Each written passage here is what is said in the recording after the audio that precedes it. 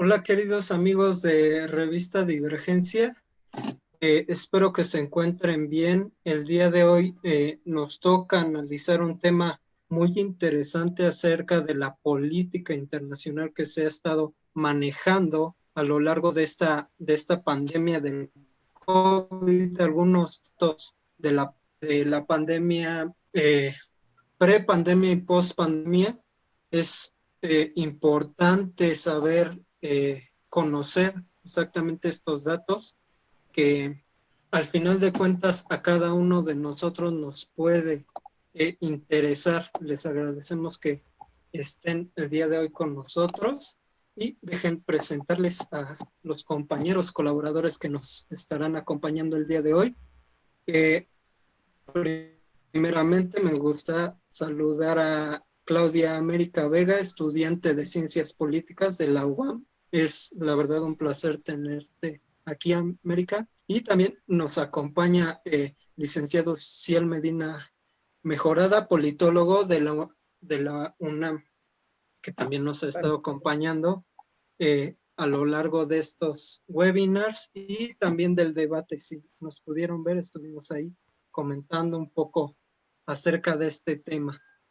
Eh, Pongan sus comentarios abajo de, de esta publicación de Facebook y nos gustaría saber de primer inicio cuál es su conocimiento acerca de la política internacional. ¿Algunos de ustedes quisiera compartir su perspectiva de cómo se ha estado manejando esta pandemia en todo el mundo? pásame. Sí, si quieres, comienza, Luciel. Bueno, la verdad es que la irrupción de este nuevo coronavirus SARS-CoV-2 no es el primero. Habría que hacer, hay una puntualización, ¿no? Porque no es la primera vez que aparece un coronavirus que afecta a población humana. Este sería el tercero. El primero fue, el que se tiene identificado fue el primer SARS, también tuvo origen en China, el MERS, en Medio Oriente. Y bueno, estos dos no habían tenido el impacto que ha tenido el SARS-CoV-2, que básicamente se esparció por todo el mundo cuando los otros habían estado más focalizados. Y sí ha venido a cambiar un poco el contexto en el que se encuentra hoy la política internacional en diferentes áreas. Una de ellas básicamente es la economía, el hecho de que se haya detenido la cadena de suministros puso al mundo de cabeza, el que se haya tenido que detener la actividad económica, el tener lo que la OMS llama, el FMI ahora va a llamar el gran confinamiento, como para hacerse referencia a la gran recesión del 29, que justamente es un efecto que no se veía desde la gran recesión de 1929. Y hablando de efectos sanitarios, es algo que no se veía desde la influenza H1N1 de 1918, la gripe española. Entonces, pues esto viene a romper completamente el sistema internacional como lo conocíamos, hace una pausa muy agresiva en cómo se desarrollaba hoy en día la política internacional. Y bueno, pues vamos a estar observando cómo esta irrupción del coronavirus, junto con ya algunos factores que se habían eh, sumado desde el atentado de las Torres Gemelas en 2001, pues empiezan a poner en entredicho la efectividad de la globalización, del sistema globalista, y que puede o ya, podemos ya estar hablando de que se puedan resucitar los nacionalismos económicos, políticos, a ultranza, y tal vez hablar de algunos regionalismos, pero hoy podemos estar hablando de que se rompe el sistema internacional como lo conocimos, por los que venimos desde la caída del muro de Berlín. Eh, Básicamente hoy ya nos estamos enfrentando a un nuevo mundo.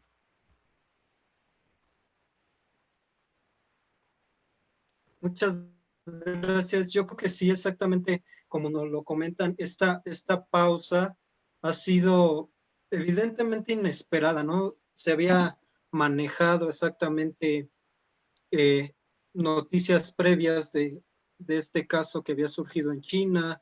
También tenemos algunas enfermedades como el ébola y también la fiebre amarilla en algunas cuestiones, pero exactamente no nos había tocado una pausa tan drástica, ¿no? A nivel económico, a nivel mundial. Últimamente también oí algunos, conversando con algunos amigos de otros países que nos hablaban de que pues esta situación de verdad había rebasado a países como Francia, ¿no? Que en esta cuestión también hay algunas noticias que nos hablan de que tenían que ir a recoger también estos a los muertos a sus casas y cuestiones así, o familias enteras que han muerto. Entonces ha sido un tema complicado.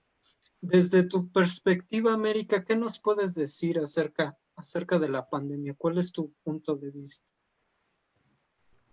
Primero que nada, agradecer la audiencia que nos acompaña el día de hoy en la revista. Y pues sí, como ya mencionaba Uciel, esto no se veía desde 1918 con la gripe española, que como dato curioso, no se originó en España, sino en Kansas, teniendo el primer diagnóstico conocido en marzo de ese año, solo que se llamó gripe española porque España fue el único país que no censuró la información como tal, como todos los demás a causa de la Segunda Guerra Mundial. Yo creo que es así como obviamente es una catástrofe, si lo tomamos desde un punto de vista menos, pues es que está muy difícil, menos trágico, sería un parteaguas para a lo mejor ver no solo la vida cotidiana de una manera diferente, sino los gobiernos, instituciones, organizaciones, ya sean a nivel mundial o nacional, podrían a partir de aquí tomar una pauta para manejarse de diferente manera, ¿no?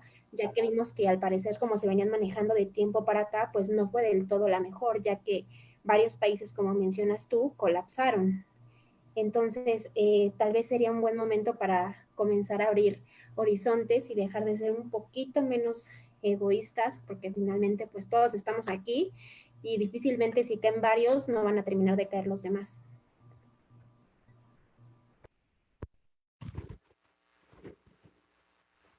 Sí, exactamente como nos lo comentas, yo creo que es un poco el manejo que se ha tenido.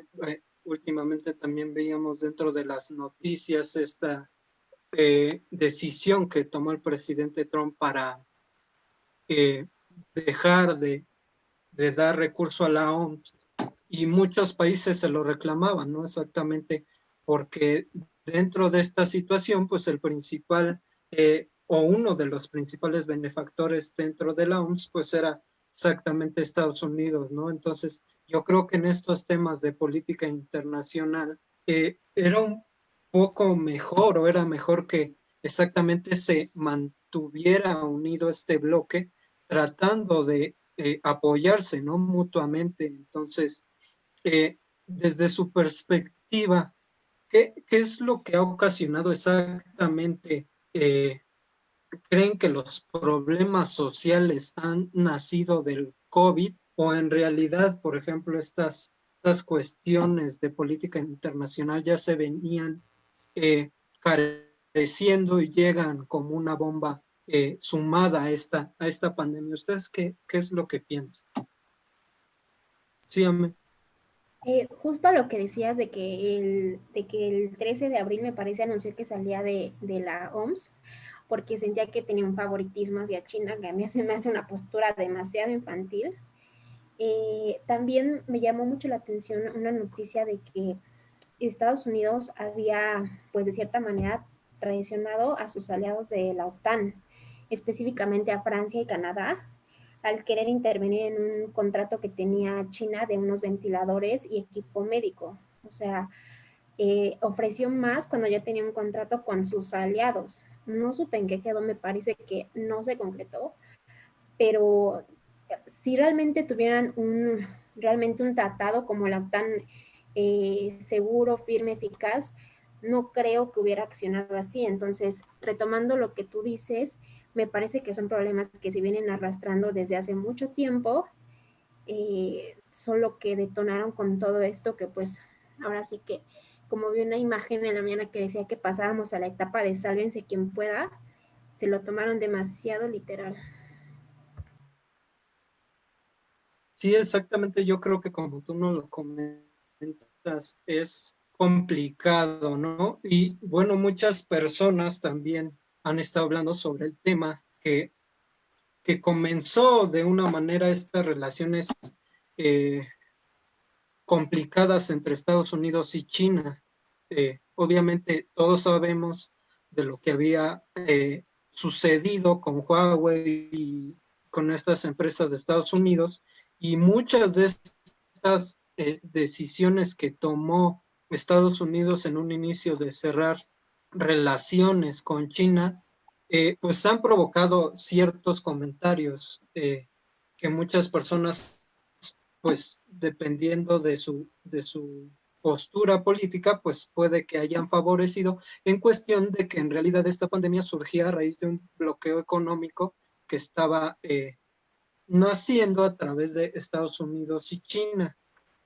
Uciel, ¿qué nos podrías comentar acerca de esto, ¿no? Para las personas que piensan que en realidad la pandemia fue un bloqueo entre Estados Unidos y China. Cuál es tu concepción de este bloqueo y cuál es el futuro de esta relación entre Estados Unidos y China? Bueno, hay varios temas que hay que observar con mucho detenimiento. En primera, este hecho de que Trump haya anunciado un cese de aportaciones a la OMS no es otra cosa que un esfuerzo por tratar de encabezar los, vamos a decir, los nuevos pasos hacia un nuevo orden mundial, donde hay un desconocimiento claro acerca de las actuales instituciones internacionales. Hay que recordar, por ejemplo, que las tensiones que hubo con Irán llevaron una especie de fractura con el tema del acuerdo de no proliferación de armas nucleares. Posteriormente también vemos que Estados Unidos abandona el Acuerdo de París sobre el tema del cambio climático. Eh, Incluso Trump se adelanta en materia de comercio exterior y rompe con el TPP, el Tratado Transpacífico, en el que está China justamente. Entonces, lo que ha querido hacer Trump es cambiar las reglas del juego, indudablemente. Y eso, de alguna forma, ha metido a la Organización Mundial de la Salud dentro de, pues, de los daños colaterales, por llamarlos de alguna manera, de este juego geopolítico, de tratar de reconstruir la política internacional.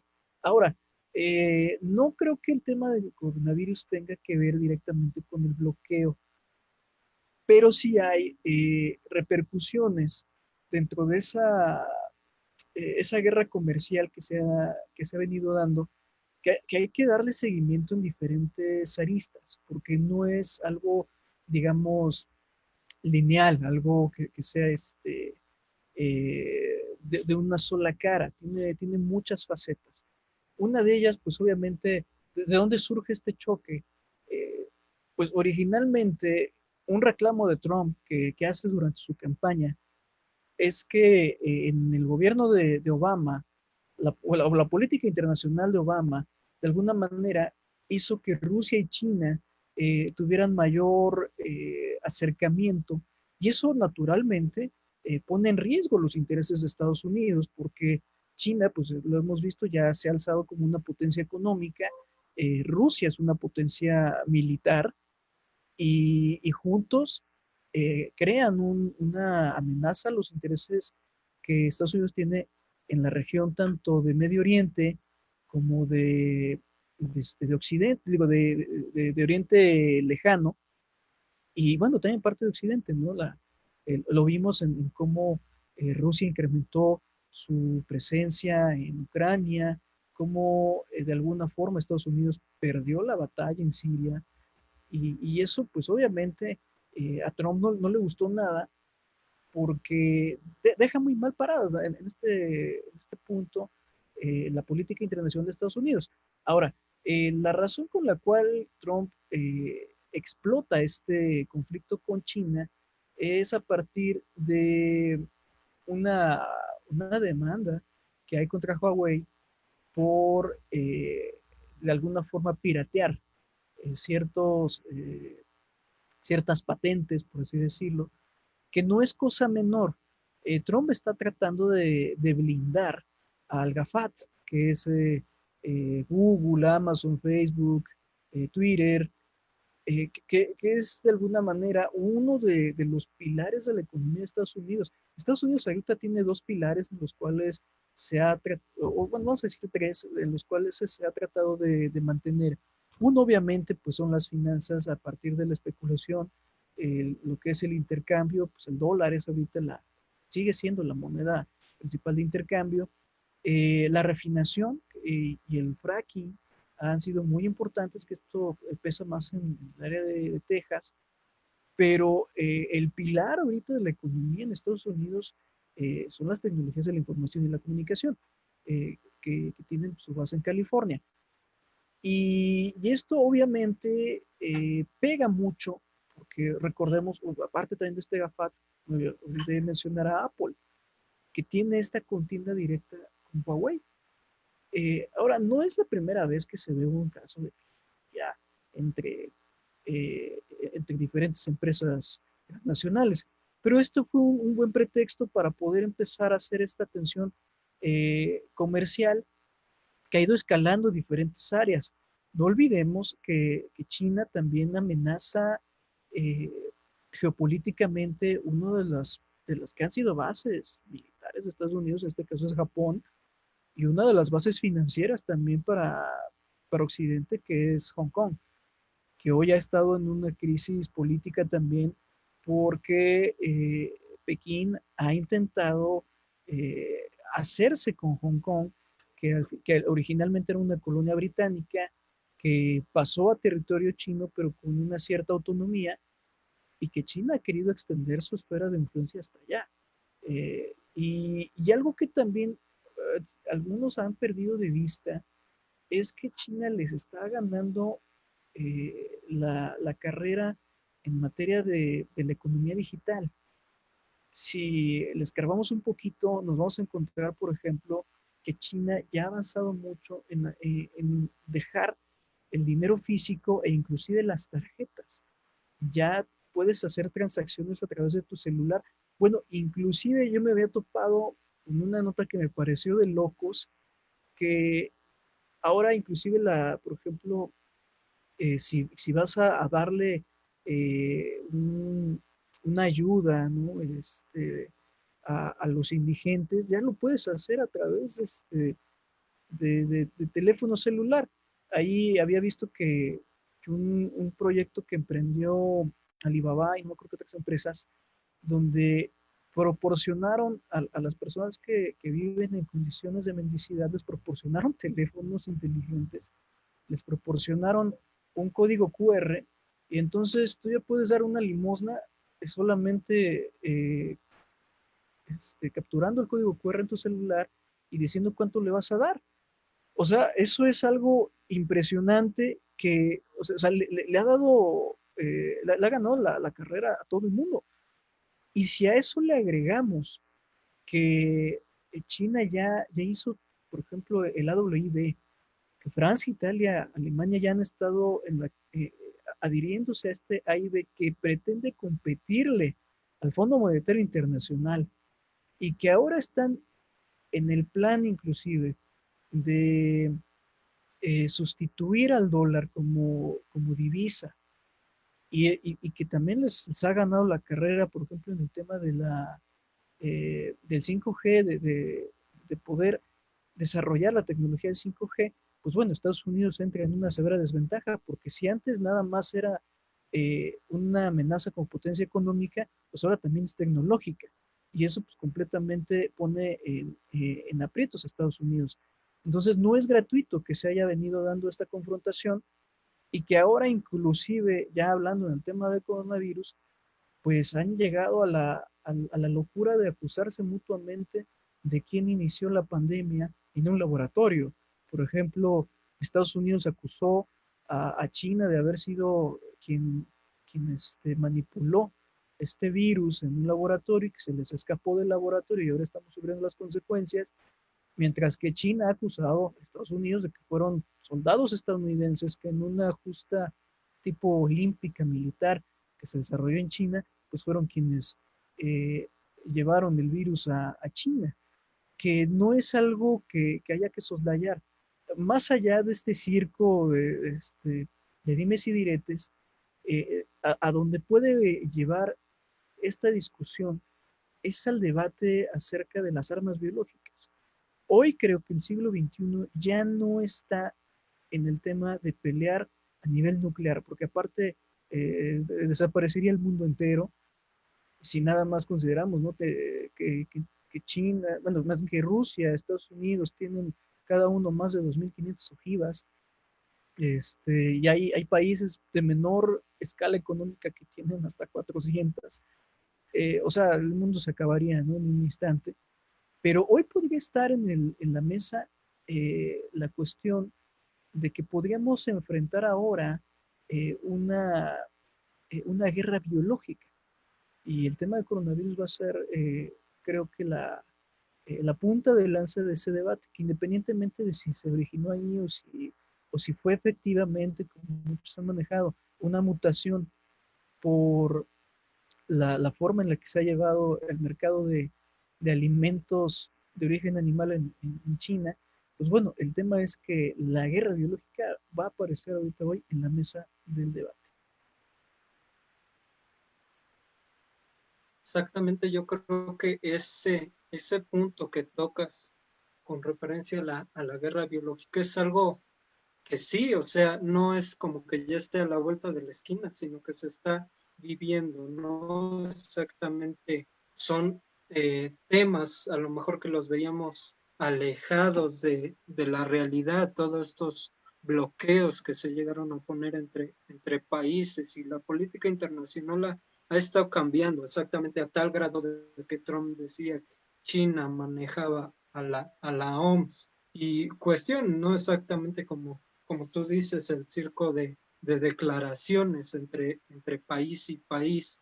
Entonces, exactamente conociendo el panorama que está existiendo, ¿cuál es el futuro que ven después de la pandemia? ¿Creen que se regrese a una normalidad exactamente a través de buenas políticas entre países o esto va a provocar que exactamente surjan nuevos conflictos dependiendo de qué país se quiera beneficiar exactamente de estas carencias nuevas que van a surgir?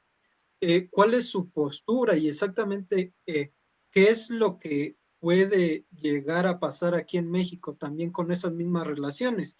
Se hablaba exactamente de la relación, evidentemente existe una relación fuerte entre México y Estados Unidos, pero ¿qué va a suceder a raíz de esta pandemia? ¿Qué es lo que nos espera un poco más adelante desde su perspectiva? Me gustaría empezar contigo, Ame. ¿Qué nos puedes decir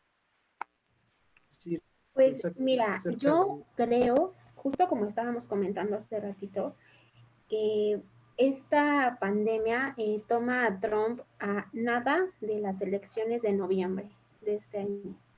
Yo sinceramente veo un poco complicado que pueda tener algún tipo de ventaja, ya que no creo que su gobierno se haya manejado de la mejor manera. Obviamente hay eh, pues ciudadanos así de radicales como él, pero se ha visto con todo lo que ha pasado en días anteriores que son minoría, ¿no? Porque realmente la gente está muy molesta, no solo con su actuar como gobernador, sino también como persona, ¿no? No sé si vieron que se tomó unas fotos con Biblia en mano frente a eh, creo que me parece una iglesia, como no sé si afán de burla, no sé, pero leí que sus encuestas bajaron muchísimo por ese tipo de acciones que no sé qué busca realmente, pero parece que se le olvida que todo está manejado pues socialmente, no puede tener a muchas personas de peso de su lado, pero si tiene todos esos puntos negativos, muy difícilmente va a ganar, por mucho que como él lo diga, solo quiere mantener a salvo a su nación. Para México, justamente me gustaría tocar el tema de Latinoamérica. Democracy, que es una agencia, hizo un estudio donde aparecen 48 países con foco rojo, que quedan en foco rojo después de esta pandemia en cuestión social y política. Aquí en Latinoamérica, de esos 48 son 6, que son Brasil, El Salvador, Paraguay, Uruguay, Venezuela y Bolivia. En ese estudio se basaban básicamente en 5 cosas, me parece que era manejo de crisis social, manejo de crisis económica, eh, derogación de derechos humanos y discriminación hacia algunos grupos vulnerables. Increíblemente, México no estaba entre los países con foco rojo. Sin embargo, me parece que la situación aquí a lo mejor no se ha manejado independientemente de la manera correcta, no por el gobierno, sino por la ciudadanía. Apenas se dijo en la semana que estaba terminando, bueno, no terminando, que estaba como pasando a otro nivel la sana distancia, el distanciamiento social y pues, ¿qué pasó? O sea, me parece que ayer fue el día con más contagios de toda la pandemia nacional, a nivel nacional. Yo creo que económicamente va a tomar muchísimo tiempo todavía que nos comencemos a estabilizar, más de diciembre yo creo. Y pues esto no es la primera vez que se ve, justamente cuando fue la gripe que mencionabas española, se notó como regla general que las naciones que priorizaron economía que sociedad fueron las que más rezago económico tuvieron de años, estoy hablando de décadas. La verdad es que hay un panorama muy difícil, no quiero ser pesimista como repetí algo bueno salga de todo esto, pero sí lo veo todavía como a largo plazo tratar de recuperar estabilidad en todos los sentidos. Muchas gracias, América. Exactamente, la situación es compleja, y como lo comentaba Uciel, hay varios especialistas que han hablado exactamente de esta situación y me gustaría tomar como comentario exactamente de estos estudios que se han hecho. El economista Paul Krugman hablaba en esta semana exactamente y comentaba que el mundo va a ser, después de esta pandemia, exactamente habla de que el mundo va a ser un lugar menos integrado, al menos hablaba del sentido político y hablaba que también en el sentido económico va a haber problemas muy fuertes exactamente en nuestra economía, pero hablaba sobre un mundo más débil y caótico. Les comento que esto lo decía Paul Krugman, que es un economista, exactamente, él es Nobel en el 2018, y bueno, comentaba acerca de este problema que existe en la guerra comercial entre China y Estados Unidos y hablaba de que exactamente este problema pues va a crecer a raíz de esta guerra comercial entre Estados Unidos. Entonces, a partir de lo que nos comentaba Suciel, ¿cuál es tu panorama acerca de esta forma en la que se va a vivir nueva en cuestión de política internacional? ¿Tú crees que va a haber otras complicaciones que existan? O sea, al final de cuentas lo hemos visto a lo largo de estos últimos años en cuestiones políticas, ha sido muy complicado la guerra entre Estados Unidos y Corea. Eh, Siempre Estados Unidos está inmiscuido en todos estos problemas políticos. Entonces, ¿tú qué es lo que piensas acerca de lo que nos espera? Bueno, de entrada hay que reconocer que atravesamos un momento de desorden global. No es reciente, solamente se está agravando y está acelerando esa transición hacia un nuevo orden. en el que lo más probable es que Rusia, China, Estados Unidos terminen repartiéndose las esferas de influencia del mundo, veo un gran debilitamiento en la Unión Europea, incluso eh, mencionar que la Unión Europea podría terminar, una puede terminar fracturada, su debilidad demográfica, que inclusive se notó con el impacto que tuvo el coronavirus en la población. Yo no escatimaría pensar que más adelante, a lo mejor no en el corto plazo, quizá en un mediano o largo plazo, veamos voy a llamarle así, la raza europea ser sustituida por los migrantes de Medio Oriente. Ahora, en el caso de Estados Unidos, yo no creo que vaya a perder la Trump con esto, porque hay que considerar varios factores. Una, el tema de que haya salido con la Biblia en la mano, que a mí no es algo que me guste, especialmente porque comparto la fe cristiana y entiendo que esto fue un acto de campaña. O sea, la campaña ya arrancó en plena pandemia. Lo que están tratando de hacer es reclutar las afinidades dentro de un sector que ha sido el que lo ha apoyado siempre, que son los WASP, que son los WASP, los Whites and los Protestant, o los blancos protestantes cristianos,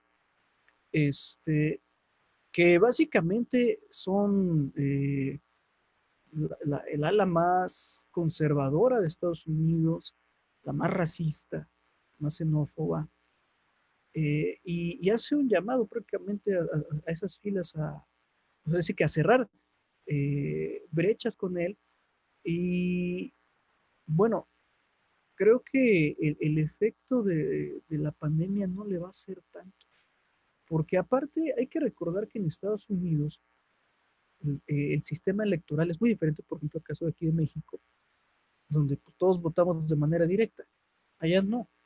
Allá sí salen los ciudadanos a votar, pero al final de cuentas lo que definen son los colegios electorales.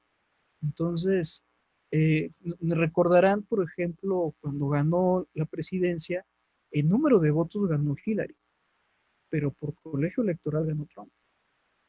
Y el hecho de que ahorita Trump haya empezado a golpear mucho a las gobernaturas demócratas y que inclusive el caso de George Floyd le vino como anillo al dedo porque al final de cuentas Minnesota es un estado gobernado por los demócratas, Minneapolis está gobernada por demócratas, le ayudó, por ejemplo, en el tema del que ha hecho presión sobre ellos, sobre la, la reticencia que tienen los gobernadores demócratas a abrir la economía, especialmente fue muy dirigido hacia California, inclusive si le rascamos hasta en los discursos de algunos predicadores evangélicos latinos en California, había ya presiones hacia el gobierno de California por aperturar los templos.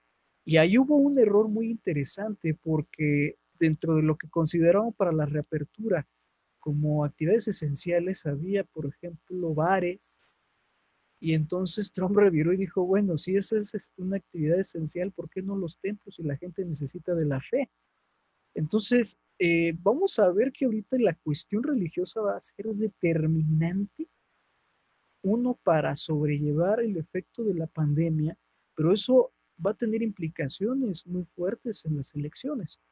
Y al final, vamos a ver que ese impulso de Trump de revitalizar la economía, pues va a hacer que otra vez en los mismos sectores, por ejemplo, el sector tejano, que es el de los energéticos, el Bible Belt y el Rust Belt, van otra vez a desbordarse. Entonces, lo único que necesita Trump es asegurarse votos en donde el colegio electoral da más votos, y en los estados que son inestables, por así llamarlo, que son volátiles, Y creo que la verdad, el manejo de la campaña que está haciendo, no voy a decir que sea correcto, que sea bueno, sino que es efectivo.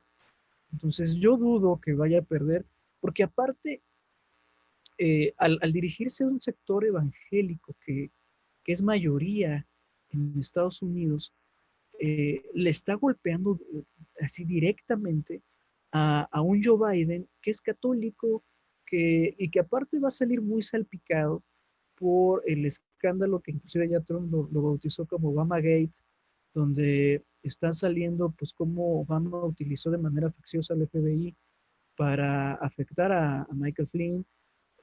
Inclusive yo no escatimaría tampoco el efecto que pueda provocar el tema de García Luna, porque al final de cuentas es una cuestión que ha afectado durísimo en cuanto a que Estados Unidos es un país donde la narcodependencia es muy alta. Y ojo, porque ahí podríamos estar encontrando a Felipe Calderón embarrado y eso le podría sumar muchísimo a Donald Trump.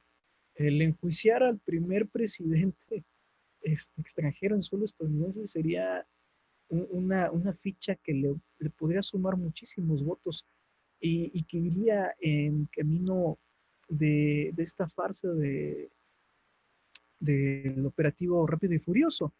Entonces, no es que yo no haría de lado, no dejaría de lado esa posibilidad de que sea una de las cartas que salgan por ahí en octubre, entre septiembre y octubre, que es cuando generalmente los presidentes sacan ahí la carta maestra. Ahora, ¿qué es lo que va a pasar a partir del coronavirus? Y lo que bien decía Paul Krugman, hay un mundo muy fracturado, muy desorganizado. Yo creo que van a resurgir, aparte de los ultranacionalismos, va a empezarse a dar mucho regionalismo.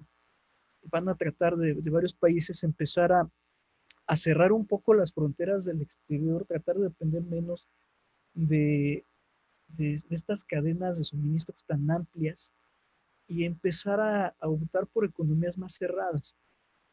Y ojo, porque aquí México juega un papel fundamental. Se ha hablado de que México podría empezar a sustituir una buena parte de los suministros que hacía China en cuestión de manufacturas. Otro detalle que hay que considerar, y estaba de cara ahorita la elección de 2021, no hay que perder de vista, por ejemplo, este relajo que hubo con Lili Telles y este pleito que hay, ¿no? Por quién se va a quedar con la candidatura en Sonora, no es cosa menor. Sonora comparte con Arizona una parte de manufacturas que representan el 21% del PIB estatal de Sonora. Pero no solo eso, sino que Sonora cuenta ahorita con el yacimiento más grande hasta el momento conocido de litio, que es algo que le interesa muchísimo a China. ¿Por qué? Porque es la energía para los gadgets. Otro detalle que hay que considerar ha sido este anuncio de parte de Obrador de querer ir a hacer una gira a Estados Unidos, pretendiéndose ver en Texas, que hay muchos mexicanos en Texas que van a votar en este año en las elecciones de noviembre, y también querer ir a China en el pretexto de agradecer el apoyo que estos dos países le dieron a México en un contexto donde tanto China como Estados Unidos cerraron la posibilidad de hacer exportaciones para tratar de concentrar todos los insumos médicos para atender la pandemia. México ahí salió ganando. No es algo que haya que soslayar porque México podría terminar siendo el interlocutor en la guerra comercial de China y Estados Unidos. Y eso pondría a México en el tablero internacional en muy alto nivel, como ya le ocurrió con la cuestión de, de llamar al G20 y después a la ONU, a que fuera la misma ONU la que controlara el tema de las vacunas y de los suministros de insumos médicos, pero también, creo que puede jugar un papel fundamental en la cuestión comercial. Ahora, tampoco hay que perder de vista eh, cuestiones que hoy se podrían potenciar con la pospandemia, pero que ya se venían trabajando. Uno de ellos es este proyecto que encabezó eh, Obrador, bueno, quien prácticamente lo llevó la cara fue Marcelo Ebrard en Centroamérica, de llevar el programa de Sembrando Vida y de Jóvenes Construyendo el Futuro a Honduras y El Salvador. Porque esto podría significar una, un nuevo intento de Plan Puebla-Panamá, ya con una visión un poco más, más clara de integración en Norteamérica. No hay que olvidar que México para Estados Unidos es parte de su esfera de seguridad nacional, pero aparte van a llevarlo a lo económico. Y México, algo que yo he venido manejando ya hace algún tiempo, es que México electoralmente es un candado en América Latina. Si recordamos, por ejemplo, por lo menos desde que empezó la alternancia en México, que hablaremos del 2000, o nos podríamos ir inclusive a la reforma del 89, donde ya después, vamos a ver, en el 94 a Cedillo, quizás hay una especie de péndulo, ¿no? Que gobierna un sexenio el PRI, luego se va 2 sexenios, luego regresa un sexenio, yo creo que se va a ir otros 2 sexenios. Eh, Vamos a ver que hay una cierta estabilidad en comparación con América Latina, especialmente con el cono sur, porque mientras Sudamérica está en una revolución de ideas y de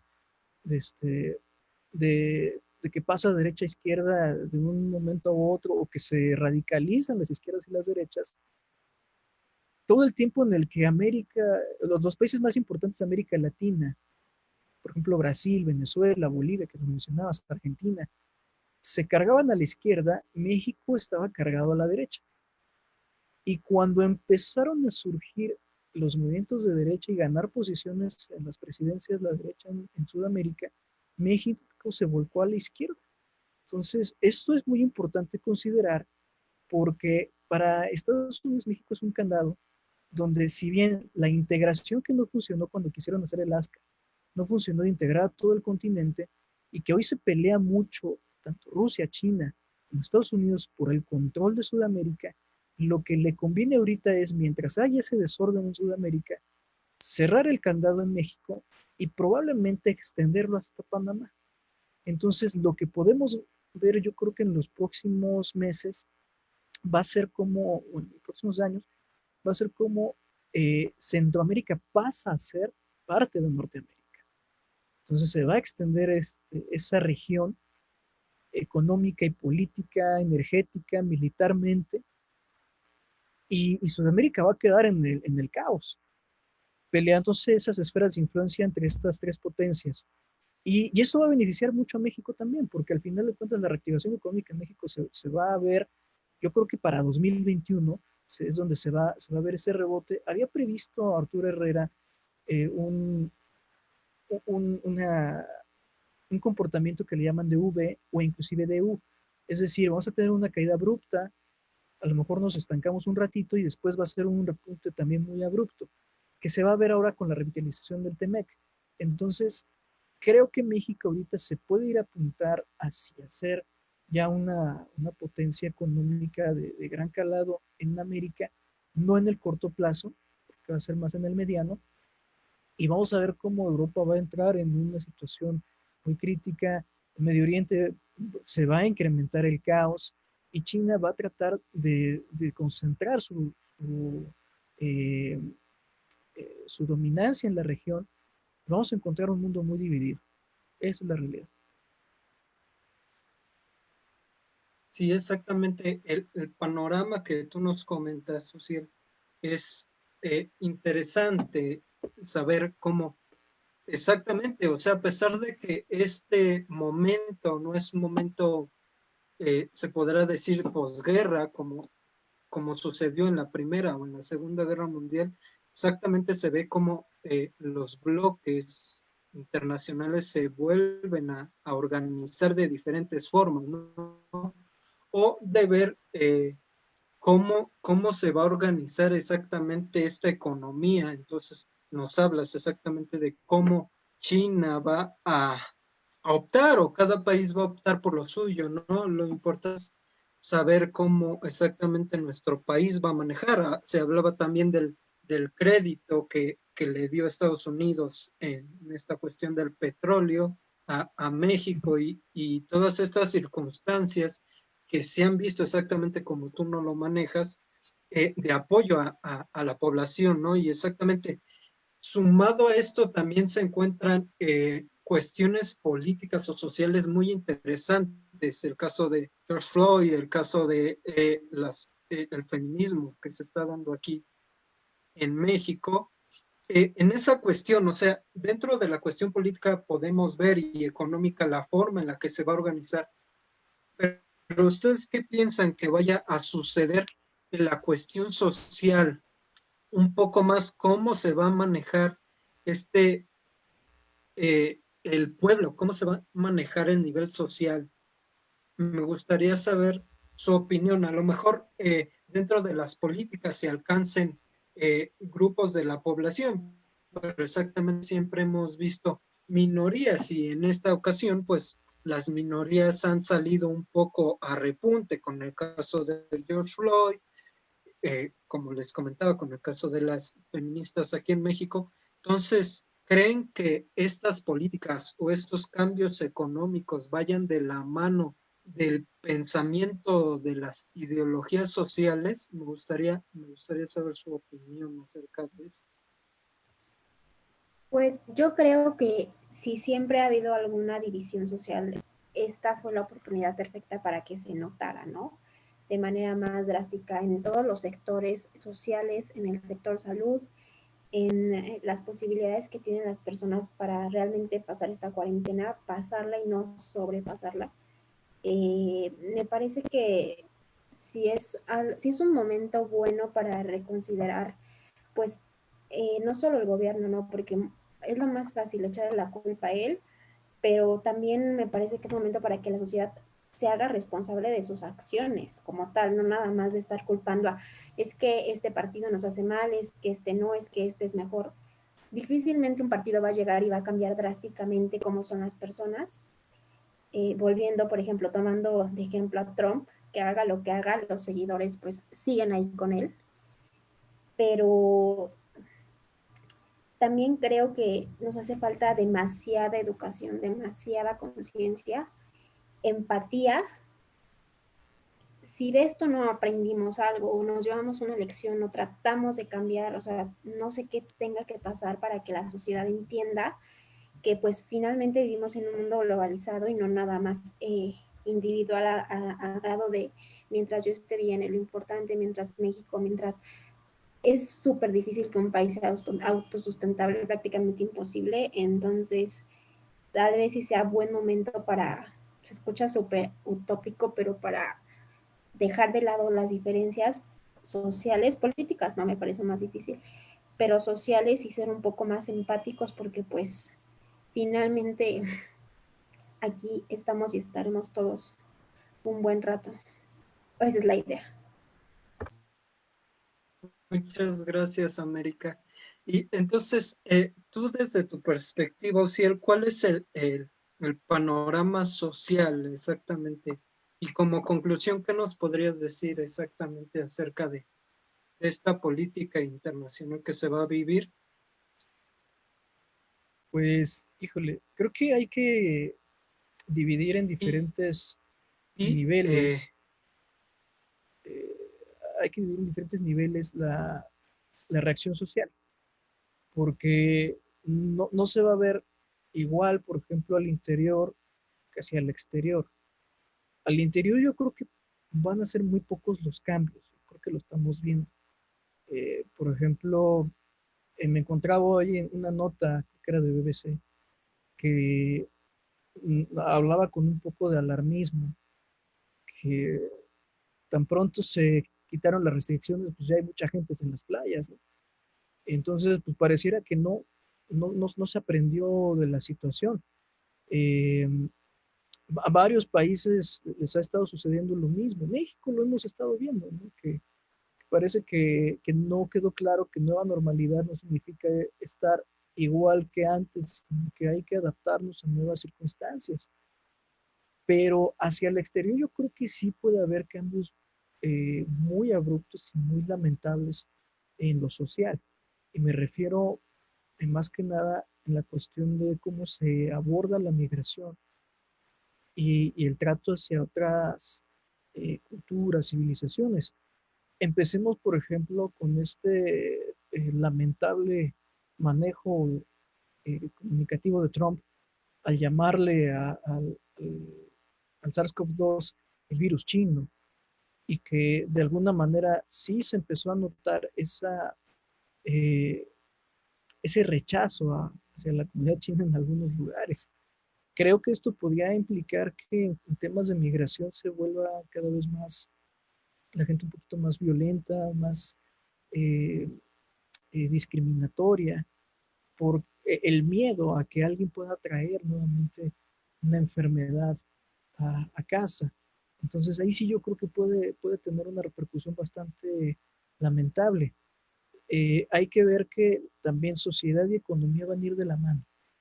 Eh, se notó también, hoy encontré una nota periodística acerca de cómo el coronavirus vino a desnudar la situación de pobreza en Suiza, donde todos pensaríamos que es un paraíso, pero justamente fueron los migrantes los más afectados, que están haciendo colas para poder tener un alimento, porque está parado el 82% de, de la fuerza laboral en el mundo, y Suiza pues, no es la excepción. Entonces, creo que vamos a estar observando cómo se acentúan estas diferencias de clase, y eso, bueno, pues lo vimos, ¿no? La semana pasada con la marcha, ¿no? Mientras muchos son los que salen a buscar el pan, y muchos también somos los que preferimos guardarnos para tratar de salvar esta situación, pues hubo quienes en su posición de privilegio pues salieron a marchar, bueno, ni siquiera marchar, ¿no? Salieron en sus carros, ¿no? Hicieron una caravana con consignas pues, poco creativas, y vimos un rechazo, ¿no? Esta imagen de este muchacho en la ventana de un camión diciendo los obreros somos la fuerza que mueve a México, eh, y esa confrontación de clases creo que se va a ver todavía más marcada, porque va a haber muchas afectaciones, en tanto que algo que yo preveo es que, por ejemplo, en el caso de México, podríamos ver crecer momentáneamente la población en pobreza moderada, a partir de que muchos de clase media baja van a terminar perdiendo, o ya terminan perdiendo los empleos, hablamos ahorita de casi 1 millón de empleos, y que van a pasar a engrosar el tema de la situación de pobreza moderada, y muchos de pobreza extrema que a través de apoyos van a brincar también al nivel de pobreza moderada.